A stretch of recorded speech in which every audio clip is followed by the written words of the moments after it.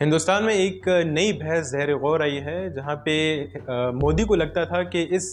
False flag attack के बाद पूरे हिंदुस्तान में मोदी जी किया जाएगा, क्योंकि बीजेपी जो है वो नफ़रत की सियासत करती है, न सिर्फ अपने मुल्क में बल्कि बैरूनी मुल्क में भी। आप देख लें, चाहे वो पाकिस्तान के साथ हो, चाहे अगर हम बात करें कनाडा के साथ, और साथ में अगर आप देखें बांग्लादेश और नेपाल और श्रीलंका भी।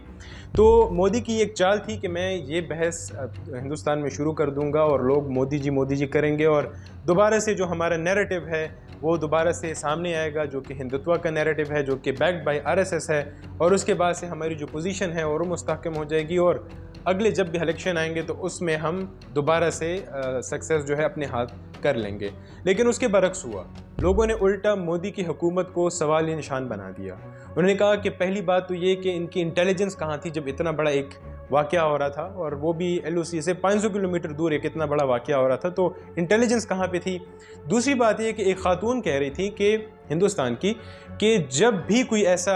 कोई वाक़या होता है जिसे ये दहशतगर्दाना वाक़या कहते हैं, तो वो हमेशा बीजेपी की ही हुकूमत होती है। अगर आप देखें तो जब भी कांग्रेस की हुकूमत हो तो उस टाइम पाकिस्तान और हिंदुस्तान के जो ताल्लुकात हैं वो कुछ बेहतर हो जाते हैं। इसी तरह से जो वहाँ पे मुसलमान और हिंदू के दरमियान जो ताल्लुकात हैं वो भी न्यूट्रलाइज हो जाते हैं, लोग थोड़े खुशी से रहना शुरू कर देते हैं। लेकिन बीजेपी का जो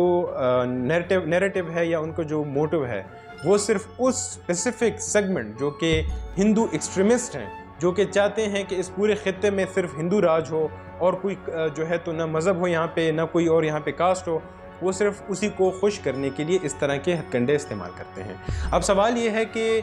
इस जो बहस शुरू हुई है इससे हिंदुस्तान के लोगों के अंदर क्या चेंज आएगी, और देखते हैं कि आया मोदी अपने इस नैरेटिव को दोबारा रिकंस्ट्रक्ट करने के लिए कोई और स्टेप लेता है, या फिर ये जो एक नैरेटिव ऑलरेडी अब बिल्ड हो रहा है कि बीजेपी दहशत की सियासत करती है और नफ़रत की सियासत करती है, ये लोगों के जहनों में जहन नशीन हो जाएगी।